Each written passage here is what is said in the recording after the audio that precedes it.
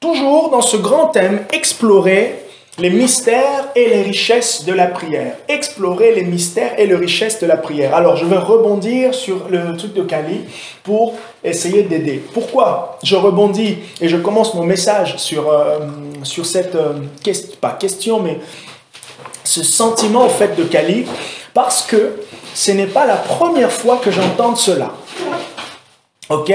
Ça nous arrive tous. J'ai déjà entendu chez une autre personne, plusieurs, et même aussi, moi-même, j'ai déjà aussi senti cette frustration de ne pas, de ne pas prier autant que je veux. D'ailleurs, même l'année dernière, je crois, au mois de novembre, j'ai eu à échanger, au novembre ou octobre, j'ai eu à échanger avec Rodrigo. On ressent dans les échanges qu'on a eu avec lui, il me parlait aussi un peu de cette frustration d'avoir peu de temps avec le Seigneur. Alors, cette frustration, souvent, ça arrive quand on est tellement occupé par le travail. Okay? On a des emplois du temps qui ne permettent pas, par exemple, si une personne passait 1 heure par jour, 30 minutes, ou voire même 2 heures, 3 heures par jour, enfin, je ne sais pas, le temps que vous passez, vous n'arrivez pas à avoir ce temps-là. Ou soit, vous êtes simplement claqué, fatigué après une journée de travail et vous avez l'impression de ne pas être assez motivé, ou non, peut-être même pas motivé, mais vous avez l'impression de ne pas être assez concentré lorsque vous allez prier et c'est plus qu'un fardeau. Maintenant, vous allez voir que... Mais des fois, c'est même pas une histoire de temps, en fait. Donc, alors, quand on est dans ce genre de cas, je donne mon point de vue, je donne mon regard. Rodrigo, tu pourras, si tu le souhaites, donner aussi comment toi tu es arrivé à gérer ça. Comme ça pourra aider. Ça pourra aider Kali. Et aussi, ça va aider tout le monde. Tout le monde et alors tout le monde. Ok? Ça va aider tout le monde parce que la frustration, il faut avoir la bonne frustration. D'accord? Il faut avoir la bonne frustration, non pas avoir la mauvaise. Et des fois, la mauvaise frustration peut venir peut-être de l'ennemi ou simplement, la mauvaise frustration peut être là, peut-être parce que vous n'avez pas un autre regard, ok, sur le temps que je peux passer avec le Seigneur. Première des choses que j'aimerais vous dire, et ça va vous aider. Ça m'a aidé, ça va vous aider. Considérez d'abord le temps avec Dieu, ok? Bien sûr par la prière, ok? Le temps avec Dieu, par la prière, la parole, ok? Vous considérez le temps avec Dieu premièrement. Deuxièmement, vous êtes occupé, dites-vous toujours, et c'est là maintenant que ça devient encore très intéressant, parce que Dieu est avec vous partout. Il n'est pas avec vous simplement lorsque vous mettez un temps à part. Parce que la frustration maintenant souvent vient du fait que quoi? Du fait que je suis tellement pris dans mon travail que même quand j'arrive peut-être à prendre 5 minutes, à penser 5 minutes, à penser, peut-être même pas trop y penser, et quand je rentre, je suis fatigué. Maintenant, ce qui m'a aidé moi à un moment donné, quand je commençais à travailler et quand j'ai commencé quand je travaillais, mais aussi quand j'étais en vacances. En vacances, bien sûr, j'ai tout le temps, je m'organise autant que comme je veux, mais durant le travail, j'adapte mon organisation. Une fois, une idée comme ça m'est venue, je me suis dit, mais comment je dois ne pas être content, être frustré au moment où Dieu est partout? Et c'est là que je me suis dit, prier, ok? Si je dois maintenir, pas la prière comme l'activité, mais la relation avec Dieu, la communion avec Dieu, ça commence d'abord par le fait d'être conscient que Dieu est avec moi partout. Et que l'activité de la prière, ce n'est pas seulement, je dis bien seulement, un moment à part, même si ce moment est important, mais c'est d'abord la conscience de ma communion, de ma relation avec lui. Et cette relation, elle ne dépend pas d'un moment fixe, elle est toujours là, Parce que celui qui a initié cela, il est toujours là. Donc, c'est là maintenant que je peux me dire, même au travail, Dieu est avec moi. Je peux lui adresser, ne fût-ce qu'une minute, une petite phrase. Ok? Ça, c'est la deuxième des choses, qui m'a, en tout cas, moi, qui m'a aidé. Maintenant, après que j'ai compris que Dieu, je vais utiliser l'image, l'arche de l'alliance, mon moment de prière, mon moment secret, mon lieu secret, il n'est pas simplement dans ma chambre, dans mon appartement, mais mon lieu secret marche avec moi et je peux amener mon lieu secret dans mon travail. Qu'est-ce que je veux dire? Qu'est-ce que j'entends par là? Simplement en étant autant conscient de Dieu dans mon travail que lorsque je suis à la maison tout seul. Et ça, je vous assure, c'est un exercice à faire. Comment vous allez commencer le petit pas à pas pour amener votre conscience, même en étant toujours occupé d'être conscient de Dieu, quand vous allez, enfin plutôt apprenez simplement à vous arrêter ne fût-ce que quelques minutes ou quelques secondes pour parler à Dieu. Vous vous arrêtez pour parler à Dieu, ok? Ça va vous permettre de vous rendre conscient que Dieu est là, que vous êtes avec Dieu et Dieu est avec vous partout. Et aussi, même qu'il apprécie le fait que vous travaillez. Autant qu'il va apprécier le fait que vous vous arrêtiez un moment pour prier, comme vous le pensez. Parce que, et là, c'est là que l'ennemi est très rusé. Il va utiliser cette frustration de la bonne chose pour vous emmener à vous, à vous condamner du fait que vous ne priez pas assez. Il y a quelqu'un pour qui on prie, on était en train de prier, on discutait souvent. Des fois, elle entend des voix, des trucs comme ça. L'esprit, le diable lui dit, tu ne lis pas la Bible assez. Tu ne pries pas assez. Comment se fait-il?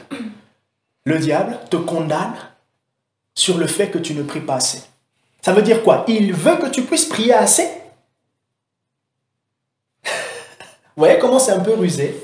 Donc, je te conseille probablement, Kali, tu pourras me donner ton retour. Tu sais que tu vas me dire peut-être que Dieu est avec toi au travail.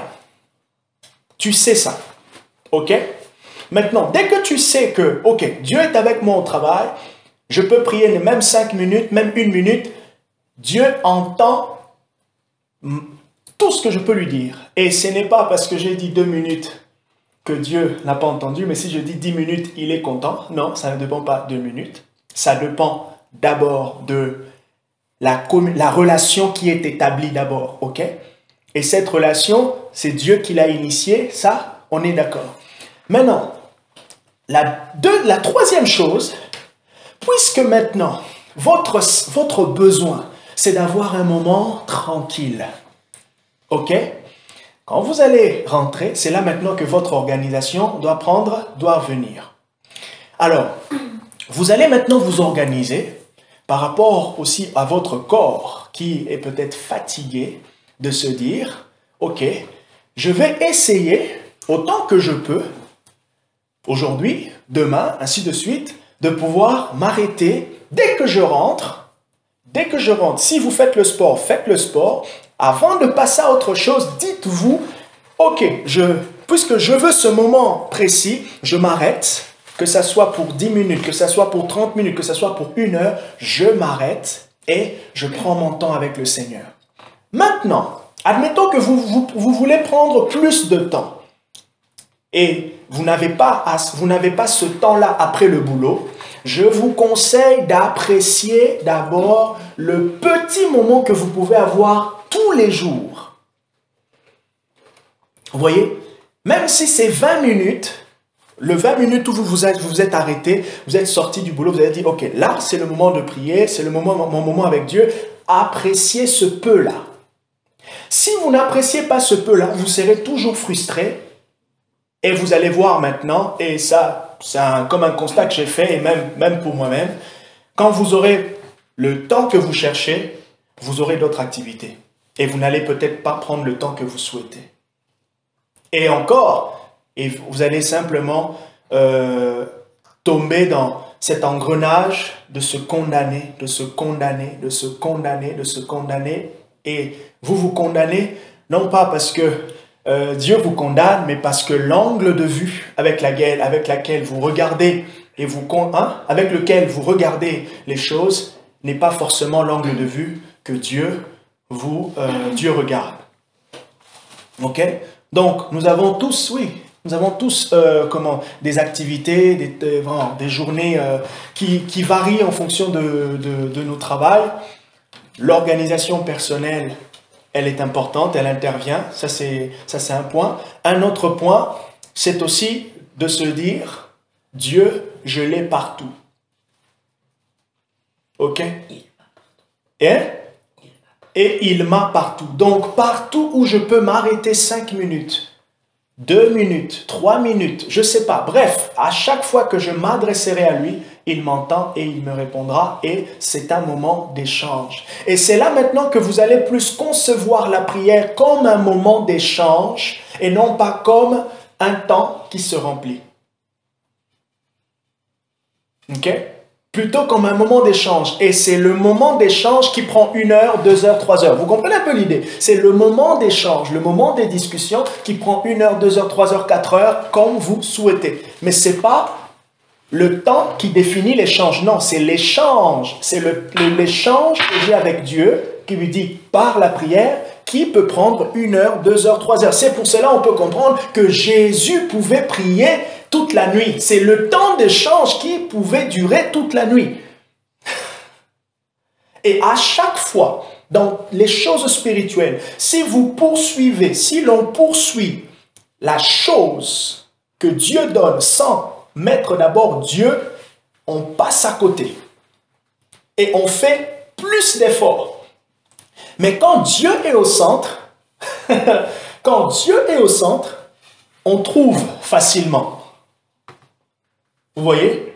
Même quand Paul dit aspirer aux dons spirituels les meilleurs, les versets qui suivent, il dit quoi?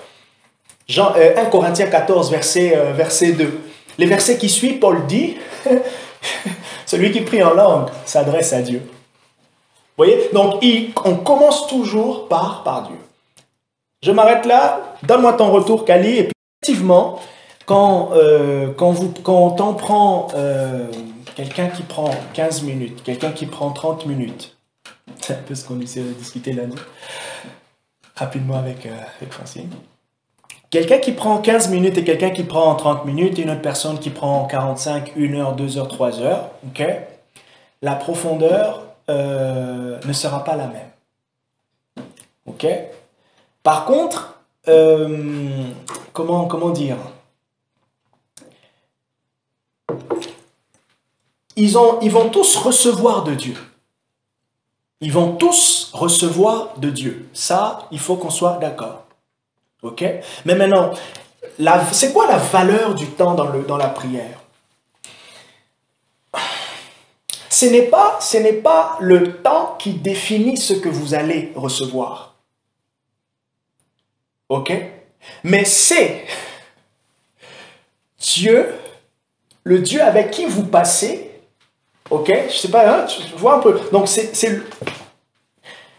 je vais l'aborder de cette manière. Parce que souvent, en fait, c'est quand on peut, je suis déjà tombé ou a vu les choses de cette manière-là. Parce que je fais 3 heures de temps de prière la journée, ou pendant une semaine, ok?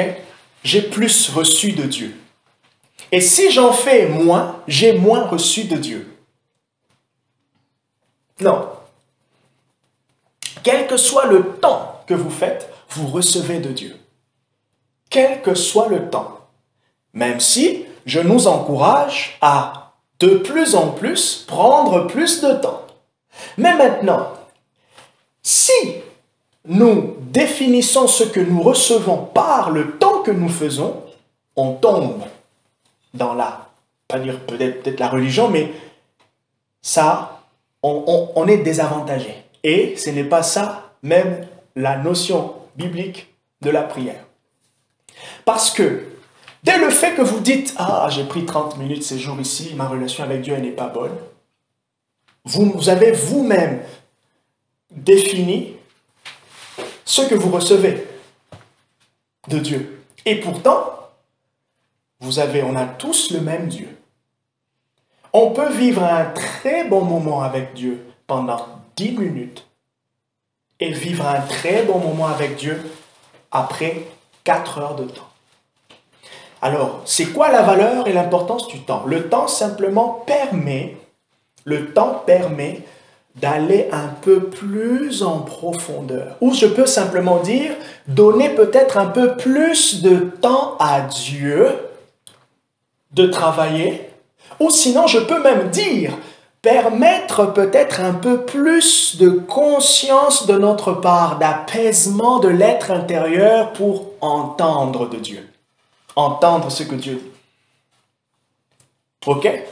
Maintenant, plus notre communion avec Dieu, nous grandissons dans notre vie chrétienne, vous allez comprendre maintenant, vous allez arriver à un moment où, de fois, quand, en priant 10 minutes, vous recevez de Dieu.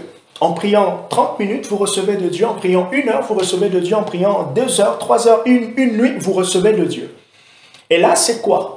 C'est maintenant simplement le fait de réaliser notre relation, notre communion et la disponibilité de Dieu à notre égard.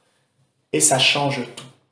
Quand on comprend plus la disponibilité de Dieu, le temps n'est qu'un facteur pour dire « tu es disponible, alors moi aussi je me rends un peu plus disponible. Alors je reste un peu plus longtemps parce que tu es disponible. » Je ne sais pas si vous voyez ce que je suis en train de dire. Après maintenant, c'est vrai qu'on peut vouloir, ça peut aussi être Dieu qui nous conduit, de passer un peu plus de temps, de prendre 1 heure. Vous avez peut-être entendu un témoignage de quelqu'un qui vous a parlé, j'ai passé 30 minutes, j'ai commencé à prendre 1 heure. Moi, j'ai déjà fait ça, j'ai entendu parler des témoignages en lisant des livres, des gens qui passaient du temps et ils ont eu tel résultat. Je me suis donné aussi à cet exercice. Ça n'a rien de mal, ce n'est pas un péché. Et ce que j'ai compris maintenant dans cet exercice, c'est ce que je vous dis, c'est qu'à un moment donné, en fait, je voyais plus, même si j'ai appris avec le temps, en écoutant, en expérimentant, en faisant un retour d'expérience de ces moments, j'ai appris au fait, et aussi Dieu qui me faisait comprendre les choses, j'ai appris à voir que ce n'est pas le temps, mais c'est ma conscience de Dieu dans le temps que je prends. C'est ça qui rend le moment puissant. Ma conscience de Dieu dans ce moment-là. Ça soit 30 minutes, 15 minutes, 2 heures, 3 heures, comme vous voulez. Ma conscience de Dieu. Ma conscience de sa disponibilité. Le fait qu'il m'accueille, le fait qu'il est là, le fait qu'il aime ce moment-là. Le fait qu'il veut ce temps-là. Il veut ce 10 minutes. Il veut. Dieu ne me reproche pas mes 10 minutes. Dieu m'encourage à plus. Mais puisque je viens avec 10 minutes, Regardez. Dieu n'a pas dit 10 minutes, Jean-Marc, je te donnerai de moi 10 minutes. Non. 10 minutes, tu n'as que 10 minutes, Jean-Marc. Je suis totalement Dieu pendant ces 10 minutes. Donc tu reçois totalement de toi parce que tu reçois totalement de Dieu pendant ces 10 minutes et tu reçois aussi totalement de Dieu si tu as 2 heures, 3 heures. Ok? Maintenant, rapidement je réponds à la question de Marie. Quand vous avez beaucoup de temps, beaucoup de choses à faire dans la journée, vous avez beaucoup de choses à faire dans la journée. Vous n'avez peut-être pas le temps de commencer avec un temps avec Dieu. Ce n'est pas non plus un péché. Bon, j'espère que ceux qui écouteront la vidéo vont dire ils vont pas aller dans des débats inutiles. Il n'y a pas de péché. Ce n'est pas écrit dans la Bible que tout le monde doit prier 8 heures dans la journée. Ce n'est pas écrit dans la Bible que tout le monde doit prier le matin. Ce n'est pas écrit dans la Bible que tout le monde doit prier à minuit, entre minuit et 3 heures. Non. Ce qui est écrit dans la Bible, c'est qu'on voit dans la pratique de la vie de prière, de fois des personnes qui ont prié toute la nuit, par exemple Jésus, qui ont prié à une certaine heure de la nuit, qui ont prié à une certaine heure du début de la journée. Souvent, quand on se met une règle et que si la règle, on ne le prend pas dans le bon angle, vous allez avoir plus de mal au fait. On passe à côté. Hein? Voilà, vous êtes votre propre juge, me dit Barbara. Donc, vous allez vous culpabiliser et la culpabilité ne va pas produire l'effet que vous désirez. Dieu veut ces moments avec nous et Dieu est d'accord pour l'organisation. Moi, ce que je fais, il y a eu des semaines où je suis très occupé. Deux fois même, Barbara essaie de dire, ah, t'as moins prié ces derniers temps. Dès que je trouve un moment, je vais rester là longtemps. Bah, je dis longtemps. Jusqu'au moment où je sens que voilà. Rodrigo m'a dit quelque chose. Il a eu une semaine où il était tellement occupé. Et là, cette semaine, il sentait que c'était moins. Oh là là là là. Il s'est dit, cette semaine, je vais me donner à cœur joie. Est-ce que la semaine d'avant, il a perdu Dieu? Il a perdu plus de Dieu? Non. Il sentait juste qu'il avait envie de plus, mais il ne pouvait pas. Alors, comment faire quand je sens que j'ai envie de plus de temps et que je ne peux pas? Moi, je vous conseille, dans vos journées, vous avez par exemple un petit 10 minutes. Prenez un petit 10 minutes de pause. Dans votre 10 minutes de pause, donnez-vous un petit 5 minutes, parlez en langue. Okay? Dès que vous rentrez à la maison, commencez par vous restaurer ou vous donner à la prière. Le week-end commence vendredi soir. Faites un programme vendredi soir. Faites un programme samedi. Faites un programme dimanche. Occupez-vous le temps que vous souhaitez. Si c'était pour suivre une prédication qui dure 2 heures, le vendredi soir, vous avez fini, dites-vous, le boulot s'est arrêté à 19 heures. Quand je rentre, je commence par la prière, ce moment, cette prédication que j'attendais, et après, quand vous aurez fini ça, vous pouvez maintenant penser, je peux peut-être sortir demain samedi, voir tel ami, ça va vous éviter des petites frustrations inutiles, des condamnations et culpabilités inutiles. La question de Marie, ça allait encore plus loin, c'était l'autre versant. Marie, et ça nous arrive tous aussi, quand on a trop de temps libre et on n'arrive pas à prendre un moment avec Dieu. On a trop de temps libre, on a une journée, on est en vacances, on a rien le week-end, ou je sais pas, on a terminé le boulot tôt, et on a un creux, mais on n'arrive pas à prendre ce temps avec le Seigneur. Et c'est là que, comme disait Barbara, le pourquoi n'a pas. De toute façon, le pourquoi en lui-même, le sens est gagnant tout le temps. Voilà. Donc, il n'est plus, c'est qu'il n'y a plus le sens. Il faut le retrouver. Donc, il faut retrouver le pourquoi. Vous avez trop de temps. Pour certains, ils ont peu de temps. La réponse, c'est aussi dans le pourquoi. Et dans le pourquoi, j'ai ajouté aussi toutes les petites remarques que j'ai données. Et ceux qui ont trop de temps et ils n'arrivent pas à prier, la solution, c'est aussi dans le pourquoi. Je vais quand même aborder rapidement la raison de la prière, le pourquoi de la prière. Le pourquoi de la prière... En lui tout seul, ça c'est une prédication. Oui, c'est ça. Le pourquoi de la prière ou la raison de la prière, la motivation principale de la prière. Prenez avec moi Psaume chapitre 1. Vous allez lire jusqu'au verset 6. Psaume chapitre 1, vous lirez jusqu'au verset 6. Moi, je veux m'arrêter au verset 2 ou 3.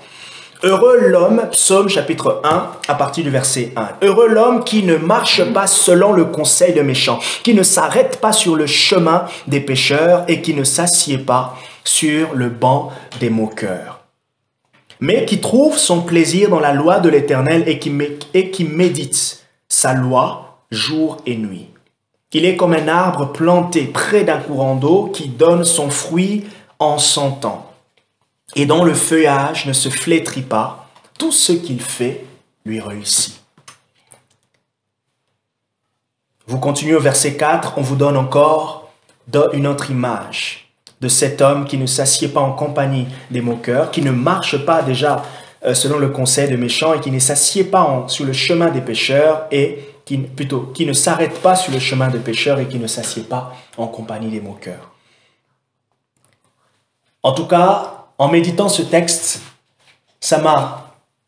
j'ai vu simplement la relation d'un homme avec le Seigneur. L'homme, ok, cet homme dont on parle ici, heureux l'homme. Le verset 3, il dit, mais qui trouve son plaisir dans la loi de l'Éternel. Dieu, imagé dans la loi. C'est là simplement l'image de cette personne qui est en relation, qui est en communion avec Dieu. Alors c'est simple. La raison, le pourquoi de la prière, c'est simple. Et c'est ça qui doit faire être notre force, notre motivation, notre désir. La raison principale qui demeure jusque dans l'éternité est que la prière nous fait entrer dans une communion plus profonde avec Dieu. La raison principale qui demeure jusque dans l'éternité est que la prière nous fait entrer dans une communion plus profonde avec Dieu. La raison principale, le pourquoi, le sens de la prière, c'est la communion, c'est la relation avec Dieu. Maintenant, si la relation n'est pas bien définie ou bien la relation, Dieu n'est pas le but, ok, tout le reste, au fait, viendra prendre place. Rappelez-vous ce que Jésus a dit. Tu aimeras le Seigneur ton Dieu de tout ton cœur, de toute ta force et de toute ton âme, ainsi que ton prochain comme toi-même.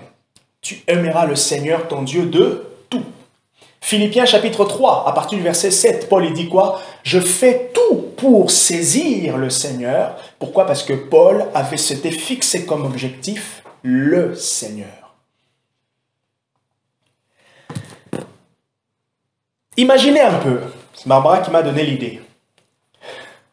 Après, quand on sera dans l'éternité, quand on sera au ciel, quand glorifié, comme le dit Romains chapitre 8, on sera glorifié, on sera avec Jésus. Jésus sera déjà revenu, il nous a pris, on est avec lui, nous sommes dans la gloire. Il est dit que nous allons chanter les louanges de Dieu, nous prierons, mais on va prier quoi? Sachant que, ici, on peut peut-être bien définir les raisons de la prière par rapport à nos besoins terrestres, au combat spirituel, le parler le prophétique, la guérison, ainsi de suite. Oui, on prie pour ça. Le diable nous attaque, oui, on prie pour ça. Mais toutes ces choses-là pour lesquelles on prie ici sur terre, il n'y en a plus. Qu'est-ce qui reste? Qu'est-ce qui reste? Il n'y en a plus. Qu'est-ce qui reste? Toutes ces choses pour lesquelles on peut prier, qui sont éphémères, s'arrêtent. Et il y en a une chose qui demeure, où il n'y en a qu'une personne qui reste, et c'est Dieu. Ok? La raison principale de la prière, c'est maintenant notre communion avec Dieu. Voilà pourquoi la poursuite maintenant de ces temps, ça doit être ma communion avec Dieu, je l'entretiens. Et cet entretien me demande, ou je prends une décision, d'abord par rapport à la priorité de cet entretien, de cette relation que j'ai avec le Seigneur. Et regardez ce que le texte psaume, il dit quoi? Il dit, il ne marche pas selon le conseil des méchants. Et qu'est-ce qu'il fait? Regardez les trois verbes qui sont utilisés. Il ne marche pas. Deuxièmement, il ne s'arrête pas. Troisièmement, il ne s'assied pas. Vous voyez? Trois choses que l'on fait si on veut prier. Si on prie, qu'est-ce qu'on fait? On marche avec Dieu, on s'arrête avec Dieu et on s'assoit avec lui. Ça va? Du coup, regardez ce qui s'ouvre maintenant à nous dans cette optique de la relation avec Dieu. Ce qui s'ouvre à nous, c'est quoi? C'est que si La prière, elle traduit vraiment cette communion avec Dieu. Voici les éléments qui sont importants à entrevoir, à percevoir de manière claire. J'ai dit la dernière fois, Dieu veut que nous puissions prier parce que la prière permet cette communion profonde avec lui. Mais si maintenant, la prière permet la communion profonde avec lui, donc, avant, nous n'avions pas ou nous ne pouvions pas prier. Nous ne pouvions pas prier, mais nous approcher de Dieu. Pourquoi? Parce que nous étions séparés de lui. L'œuvre de la croix ouvre maintenant une nouvelle perspective tellement riche dans la poursuite de la communion avec Dieu par la prière. Ou j'aimerais dire, dans la poursuite de la prière. L'activité de la prière en soi, elle est inefficace s'il n'y a pas Dieu derrière. L'activité de la prière en soi est inefficace s'il n'y a pas Dieu derrière. L'œuvre de la croix nous offre tout ce qui est nécessaire pour que notre relation avec Dieu s'épanouisse. La croix a permis quoi? A permis quoi? La croix a permis la paix. La croix a permis la réconciliation avec Dieu. 2 Corinthiens chapitre 5, versets 18 à 21. Paul il dit que nous étions en colère. Il y avait un mur d'inimitié qui nous séparait d'avec Dieu.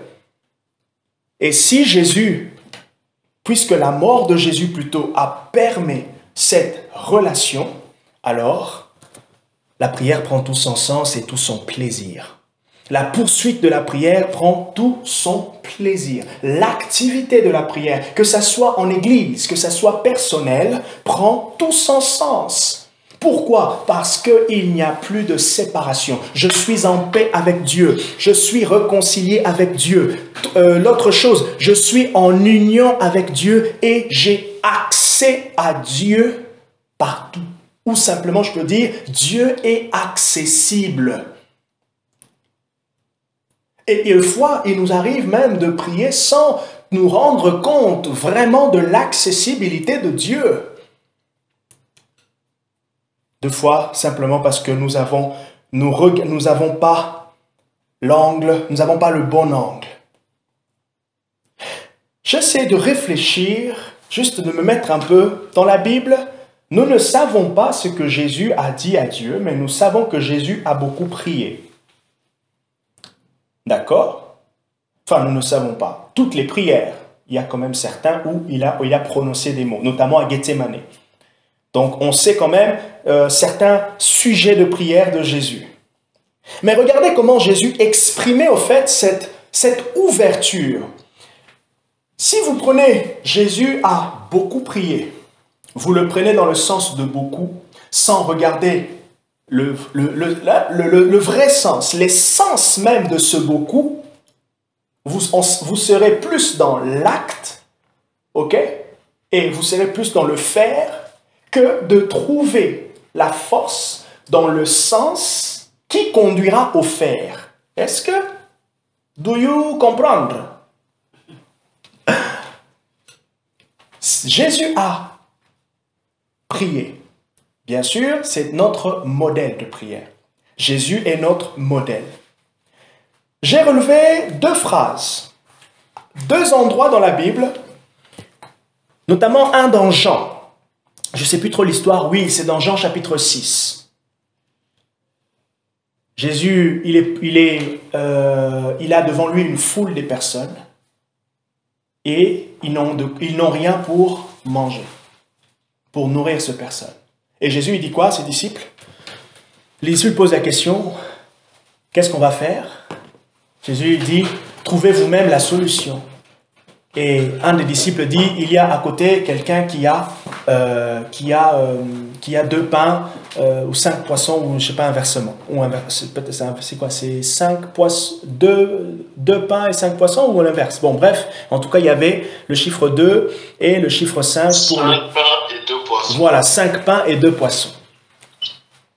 Qu'est-ce que Jésus dit? en prenant les 5 pains et 2 poissons, il dit, « Père, je te remercie du fait que tu m'as toujours exaucé. » Qu'est-ce qu'on peut comprendre dans cette phrase? « Je te remercie du fait que tu m'as toujours exaucé. » Et d'ailleurs, il dit, « Je le fais pour que ceux-ci croient, que eux y croient, que je suis en toi et que tu m'exauces toujours. » La perspective de Jésus, il avait l'assurance d'être toujours exaucé. Il savait, il connaissait sa position, sa relation, la force de sa relation avec Dieu, avec le Père. Je parlerai de l'efficacité de la prière. C'est une parenthèse que j'ouvre et que je ferme. L'efficacité de la prière, ce n'est pas toujours dans tout ce qu'on sait. La volonté de Dieu, tout ça, ça fait partie. Mais je pense aussi l'efficacité de la prière, c'est la connaissance de la disponibilité d'abord de Dieu. Il est toujours accessible. Si Dieu est toujours accessible, à combien plus forte raison ne me donnera-t-il pas, ne m'accueillera-t-il pas pour 5, 10, 20, 15 minutes. Jésus continue, il dit encore, Jean chapitre 8, verset 50, verset 51 à 56, Jean chapitre 5, verset 19 à 20. Jésus dit, en parlant du témoignage qu'il reçoit, lui. Le témoignage qu'il reçoit en s'adressant aux pharisiens. Les pharisiens le critiquent de ce qu'il fait. Mais sa force n'était pas dans ce que les pharisiens ou les juifs voyaient, mais dans le témoignage qu'ils recevaient. La puissance de la prière, la force au fait de notre moment de prière, ce n'est pas dans le temps qu'on a passé avec le Seigneur, mais c'est dans le Dieu qui nous accueille, qui nous donne sa justice, qui s'est rendu lui-même disponible pour nous. Alors, voilà pourquoi nous lui accordons ou nous nous sommes approchés de lui pour 10 minutes, pour 20 minutes, pour 1 heure, pour 3 heures, comme vous le souhaitez. Alors, l'invitation maintenant, c'est quoi? L'invitation, c'est de rentrer dans la prière ou de pratiquer la prière avec un regard nouveau. Quel est ce regard nouveau? C'est le regard de voir la prière avec l'assurance de la proximité de Dieu. L'assurance de la proximité de Dieu. Quand Paul dit prier sans cesse, pour certains ça peut être 3 fois par jour, comme Daniel. Pour certains ça peut être 2 fois par jour, pour certains ça peut être un moment tous les jours, et chacun va dire prier sans cesse. Mais comment vous pouvez prier sans cesse si la perspective de la prière est dans un moment précis, un moment défini de la journée? Ça, c'est important. Nous prierons sans cesse, nous pratiquerons le prier sans cesse lorsque notre angle de vue change. Et cet angle de vue embrasse simplement la disponibilité de Dieu. Deuxième chose, l'invitation est à prier avec la révélation du lieu très saint. Qu'est-ce que j'entends par là? J'entre pas, je ne vais pas, je ne prie pas comme si je m'approchais. Bien sûr, je dis, nous nous approchons de toi, mais vraiment ce que je veux expliquer, c'est de prier dans le sens où la gloire a déjà été révélée. Jésus a déjà rendu les choses accessibles. Donc, je prie comme quelqu'un qui est dans le lieu très saint et non pas quelqu'un qui va vers le lieu très saint. Je prie en partant de l'intimité de Christ qui a déjà ouvert et révélé la gloire de Dieu et non pas comme si je cherchais. Alors, vous allez me dire, c'est vrai, mais pourquoi quand tu dis « Seigneur, révèle ta gloire, nous voulons ta gloire en ce lieu » Ce que nous sommes en train de dire là, c'est simplement la manifestation. Et d'ailleurs, il faut aussi qu'on se le dise. Quand nous disons « Seigneur, révèle ta gloire », c'est parce que l'on sait que cette gloire, elle est déjà disponible. Vous voyez? Donc, nous ne demandons pas des choses qui ne sont pas disponibles pour nous. Nous demandons des choses qui sont pour nous. Éphésiens chapitre 1, verset 3. « Béni soit Dieu le Père de notre Seigneur Jésus-Christ, qui nous a bénis de bénédictions spirituelles en Jésus. » Nous prions parce que nous savons qu'il est là et il a les jouets avec lui, comme le Père Noël. Ok? C'est parce que Dieu a rendu les choses disponibles que nous prions. Et troisième chose, nous nous approchons. Nous sommes invités à prier avec la vision ou la révélation du voile déchiré. Dieu accessible. Le voile est déchiré. J'aime bien cette histoire dans Matthieu, je crois le chapitre 26 ou le 27. L'histoire où vous avez Jésus entre deux brigands. Qu'est-ce qui se passe? Il y en a un qui critique et il y en a un qui s'humilie.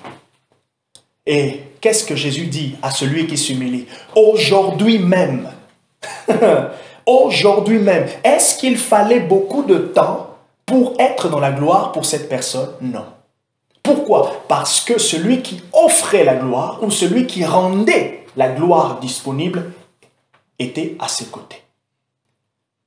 Voilà pourquoi, même quand on prie pour la guérison, même quand on prie pour le prophétique, quel que soit ce que vous priez, on s'approche parce que Dieu a rendu les choses disponibles.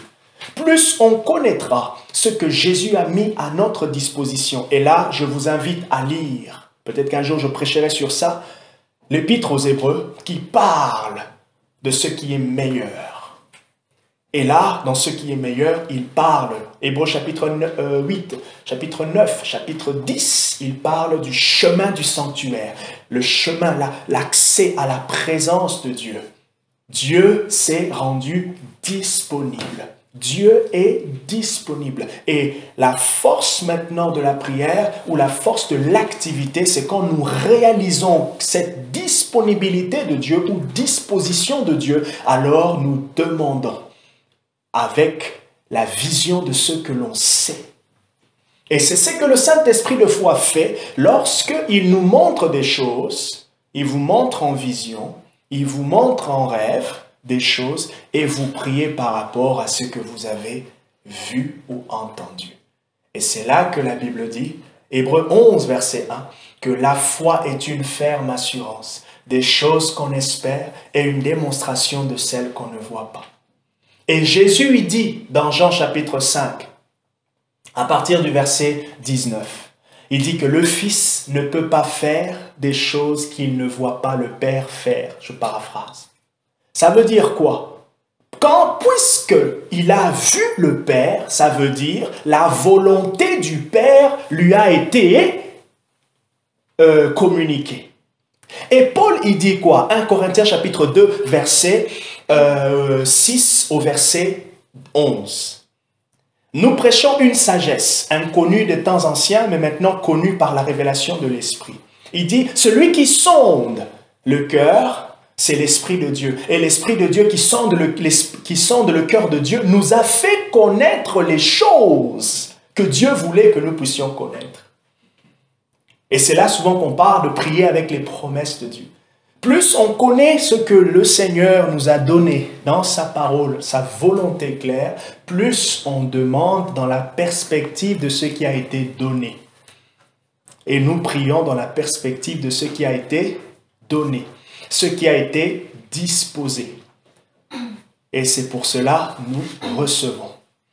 Et ce qui nous a été donné par Jésus, par l'œuvre de la croix, c'est tellement nombreux que il y en a tellement. Voilà pourquoi on dit, Seigneur, nous voulons plus de toi. Parce qu'il y a tellement plus qu'il a disposé pour nous. La raison de la prière. Que Dieu vous bénisse. Amen.